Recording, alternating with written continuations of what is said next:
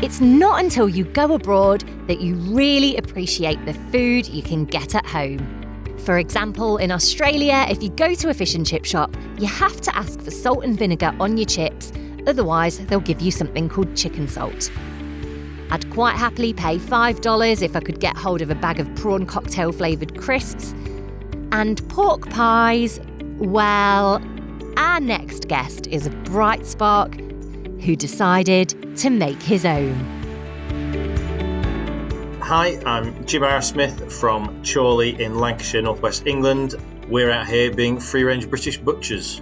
And now I'm a Brit-Australian, and I've been a Brit-Australian for 15 years. What would I class you as, a butcher? Well, not really. I'll tell you the story, I suppose. So my business partner, Pete Tonge, and I, from Chorley, were backpacking around Australia. We couldn't find a decent pork pie for love nor money. So this was in 2006. So we thought we'd make them ourselves. So whereas Pete was a chef in the UK, disillusioned chef, loves food, hates chefing. I got a business degree from Liverpool University, and we were travelling around, and here we are now. I love his name. Pete Tonge. I know. It got him so much credence as a kid. Brilliant. So literally, you just came over from England with your backpacks and you were cruising around Australia, were you? Well, that was it. Yeah, like I say, just couldn't find a decent pork pie for love of money. So my godfather, he had a pig farm, and he was from Yorkshire as well. So he said, buy my pigs and you can have an old dairy to turn into a little factory, an old farmhouse to live in. We said, thank you very much, we'll do just that. So we converted this dairy into a commercial kitchen. We built our own stainless steel benches and what have you, and then we got signed off by the local council, and we had to teach ourselves to butcher. So we got this DVD.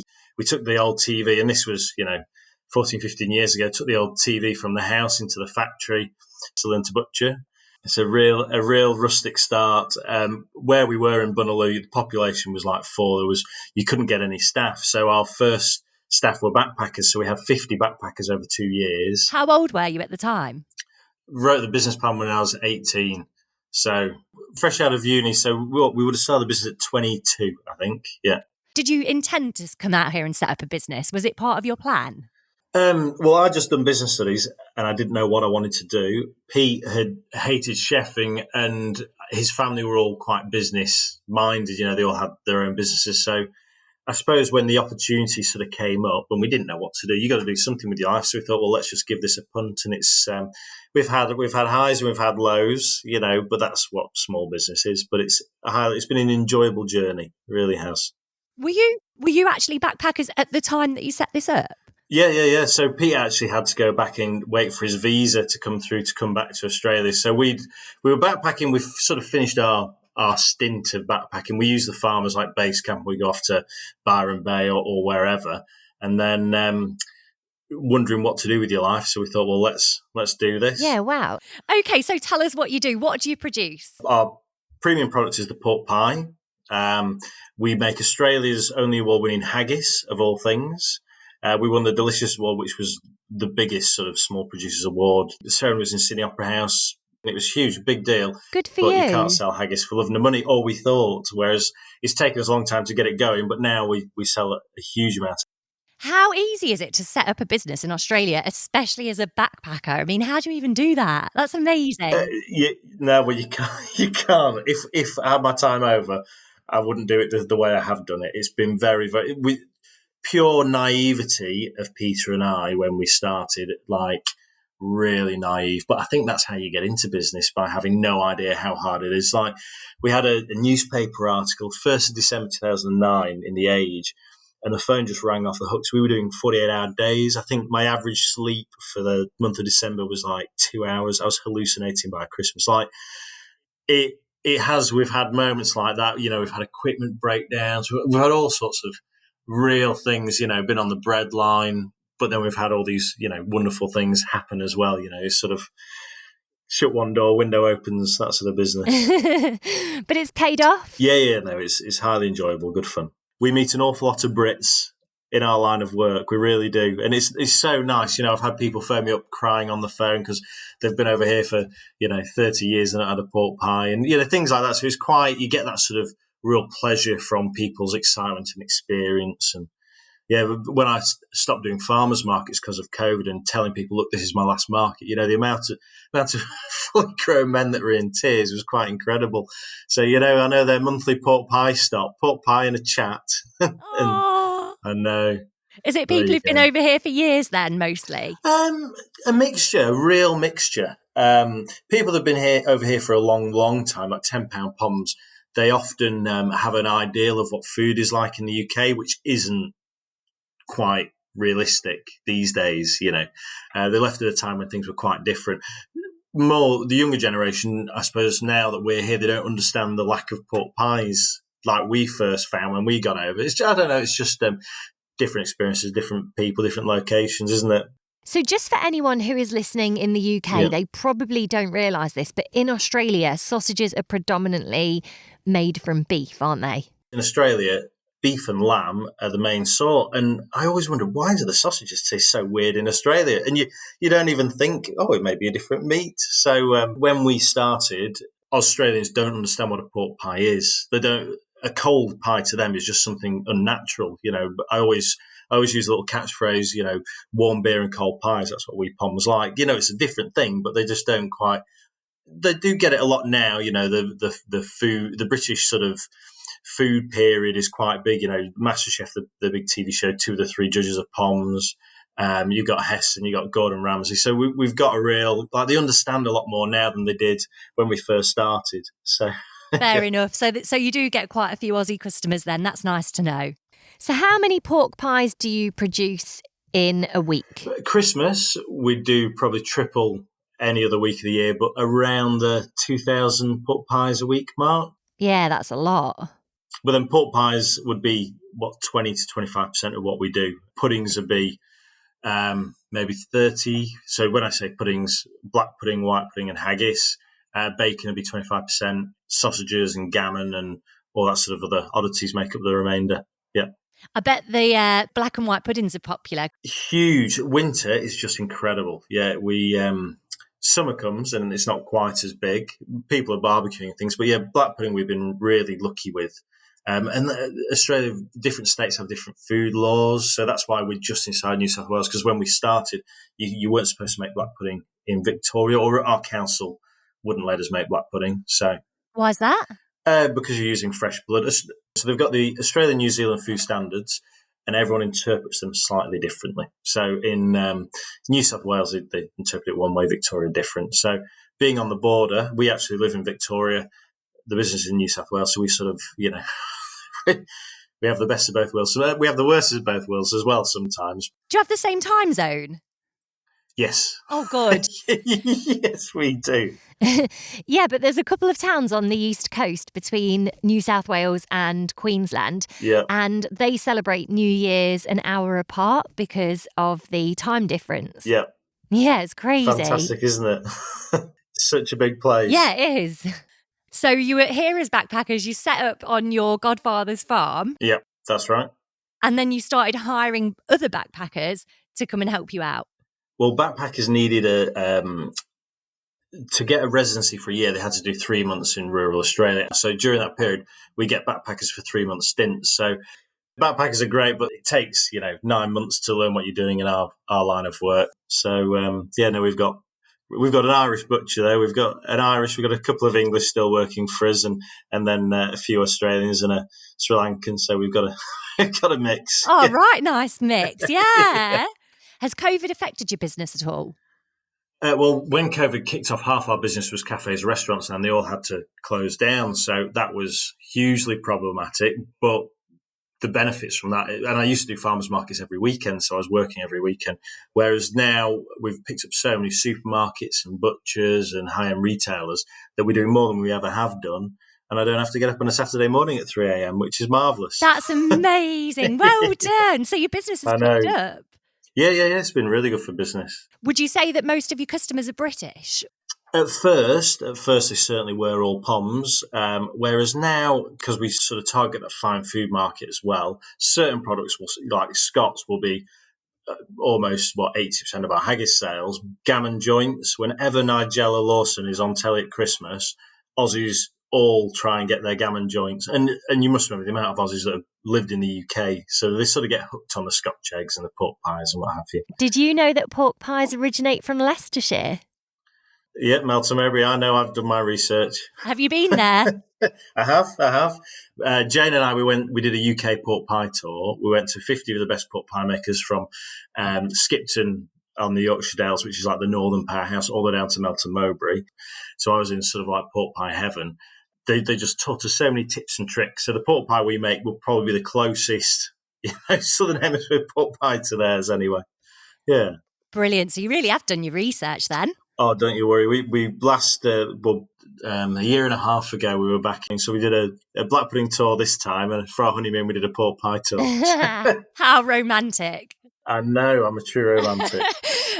So how often do you go back to the UK? We try for every 2 years. And how long would you normally go back for? 4 weeks. But then it'd be 3 weeks on the ground and sort of a week either side travelling because, it's a get down to the airport, the flights, etc. So, yeah. So where you're located, it looks to me, I looked at the maps and it looks like you're in the middle of the countryside. It's like a 3-hour drive to Melbourne and about 8 or 9 hours drive to Sydney. What is it like being out there in the sticks? That is quite right. Well, it's funny. It's Chuka-Moama. It's Australia's furthest inland port. The climate is central Italian, so we've got lots of vineyards. There's a huge amount of weddings in Echuca every year. Like, it's a really beautiful spot. It is a bit painful being so far away. And Australia isn't like the UK where, you can just nip to your local town. Everything's run through the cities, really. Perth, Sydney, Melbourne, they are the hubs. Populations of Melbourne is 3.5 million. Like, everything is through that city. So if we want to supply, even 2 hours up the road, we've got to send it via Melbourne, Sydney, and then back over, which is a 24-hour trip. So it makes it tricky with our refrigerated logistics, getting it to different customers around the country. And, a pallet will take 3 days to get somewhere, which is quite tough when you've got limited shelf life on your pork pies. Yeah, so where do you mostly sell to? Yeah, so we're 2.5 hours from Melbourne. So Melbourne, it would be maybe 70% of our market, but we sell in Adelaide, Brisbane, Sydney, and every Christmas I send so many boxes of pork pies to Perth Airport for people to pick up. Are you from sort of a rural area back home? Chorley is a small market town, so it's in between Preston, Bolton, Blackburn, Wigan. So it's sort of it's suburbs really. We didn't have a cinema in Chorley, whereas we've got a cinema here that you can actually take a beer into the cinema. Like, the climate is just fantastic, nice and hot. Winter's cold, like it gets down to 2 degrees, but quite dry. So the sun still shines every day. So you have a barbecue at the end of the day. Like, it has that sort of variant in temperature. It's a really nice spot, and we're just far enough away from Melbourne to be, not. And when you drive, I say 2.5 hours. It will take 2.5 hours. Like, I do one farmers market a month in St Kilda in Melbourne. Take me 2.5 hours to get there. I'll pass about 5 cars before I get to Melbourne. It's just, there's no one on the roads. Desert roads, cruise control, audio book, Brit Australia podcast, and I'm sorted. That's right. Yeah, you don't need, you're not going to get stuck in traffic like on the motorways back home, are you? I've not, since I've moved to Australia, I've had to queue at all. But you don't queue. That's one of the big things. Never really in a traffic jam, but then I don't live in the city. Even, going into a supermarket, you don't really queue. Right. So tell us about your wife then. She was a backpacker when you met at your farm, wasn't she? So a school friend of mine, she was a mutual friend of his. They met skiing in Canada. She was an environmental scientist from Rochdale. I've been from Chorley. So we grew up 20 miles from each other. She came to work in the Great Barrier Reef, came down to visit the farm, to visit this mutual friend. We fell in love and... Oh, bless you. And did she plan on staying in Australia before she met you? Was it her intention to stay? No, not at all. Not at all. It was just, I think, much to her family's mortification, it was just a brief stint. But, she loves it. And we've got 2 kiddywinks now. So it's a lovely place to bring up kids as well. Definitely. How old are your children? One's 2.5 and one's just over 4 months. The eldest Isabel, the youngest Edward. And your children are obviously growing up as little Australians now. Well, yes. We try and give them as many British mannerisms and sayings and things as humanly possible, but no, we can't alienate them from their playmates. make them sing the national anthem or anything like that. But no. So do you have any other family out here with you? It's just us. My great aunt has just moved to the local town. She was a GP down on the coast in Australia. She moved out 40 years ago with her husband.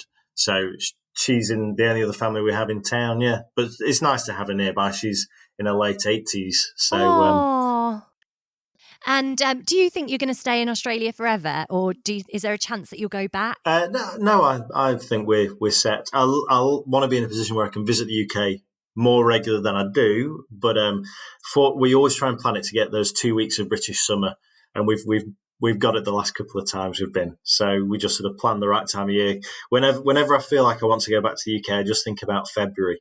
February in England is so miserable, so I pinch myself. I made the mistake of going home in February once. I left 40 degrees in Perth and flew into it was like 1 degree or something in England. It was freezing. Big mistake.